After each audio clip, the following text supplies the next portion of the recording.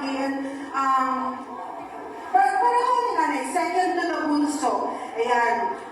No other than our second to the bunso, na sister, si Janet. Okay, to give a short message.